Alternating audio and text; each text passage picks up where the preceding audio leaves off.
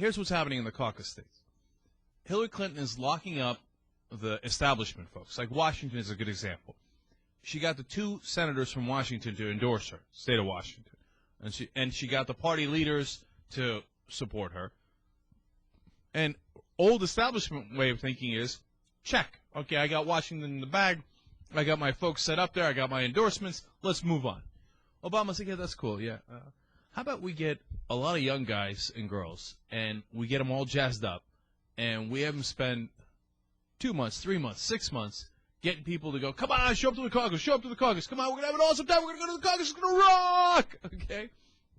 As they say, very passionate volunteers.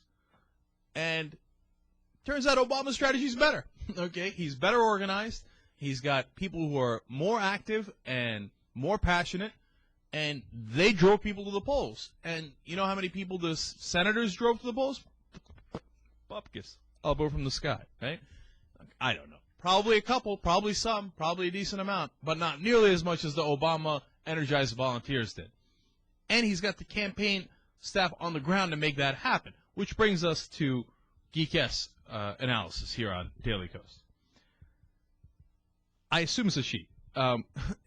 She says, look at Obama's field offices, look at Clinton's field offices, look at how he spends his money and how Hillary Clinton spends her money, and you get a sense of their priorities. That's a great way of looking at it, absolutely. So then she breaks it down.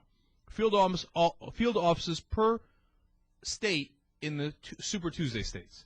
Alabama, Obama had at least 5, Clinton 2. Obama wins the state. Not surprising. North Dakota, Obama's got 4 field offices, Clinton has 0. Obama wins the state. Idaho, Obama has 5 field offices, Clinton has 0. Obama crushes in Idaho, nearly won 80% of the vote. And it was a caucus as well. So, blew her out of the water. Colorado, Obama has 12 field offices, Hillary Clinton only 1. Obama beats her in Colorado handily. Minnesota, she's favored, as we explained from the USA Today analysis, 40-33. It's a caucus. Obama has 7 field offices. Clinton has 1. He crushes her. He gets 66% of the vote. I'm reading this, and I think a lot of you probably be thinking the same thing. Well, I don't get it, dude. Why does he have so many more field offices than she does, right? No. There's 3 reasons. One, you think, well, he's got more money. He's raised more money than her. But actually, a lot of this happened before he raised all that money. According to Geek-S analysis on Daily Kos, they had actually spent the same amount of money, but they just spent it in different places. Hillary Clinton went with the establishment way of thinking. Win the big states, knock them out, move on with your life.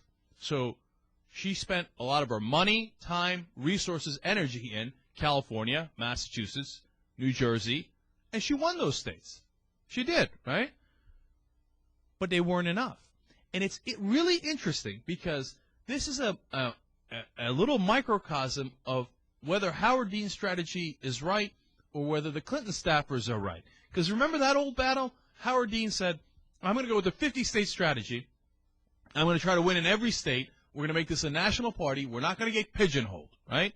And people who support Hillary Clinton were the ones that were most against that. James Carville, Ari Emanuel. No, I'm sorry, not Ari. His brother. Ari's the agent. Rahm Emanuel, who's one of the top congressmen on the Democratic side in the House. So they were like, no, we got to get rid of Howard Dean. This 50-state strategy is crazy. You know, you spend money on commercials, you spend money on consultants, you spend money on big states, and that's how you win. That's how the establishment wins. We've been doing it for a long time. Really? It turns out you've been doing it wrong because Obama just took your lunch money by concentrating on all 50 states. And he put staffers in the right places. Now let's look at how Hillary Clinton spent her money other than in big states. First of all, her costs were through the roof.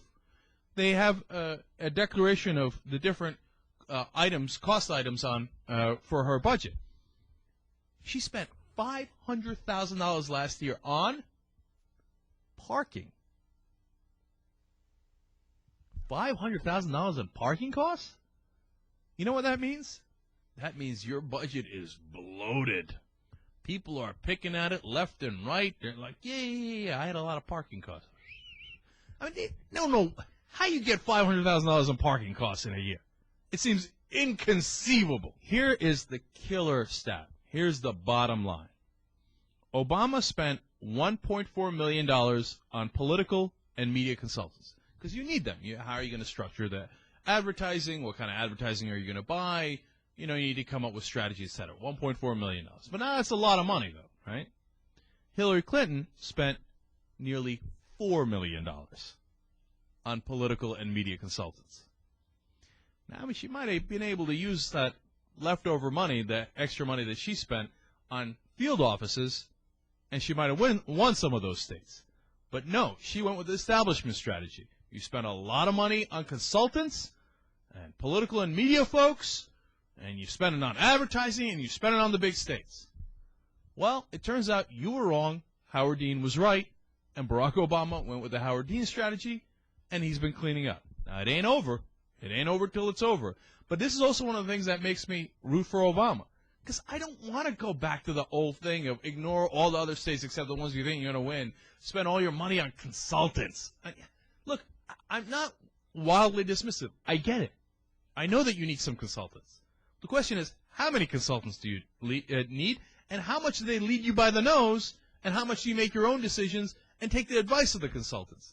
And the numbers don't lie. And the numbers seem to indicate that Hillary Clinton leans on those advisors far too much. They've cost her far too much. And they might ultimately cost her the election.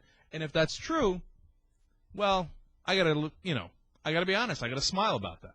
I got to say, you had it coming. You shouldn't have gone that road. You went down the wrong road, and it hurt you. It cost you.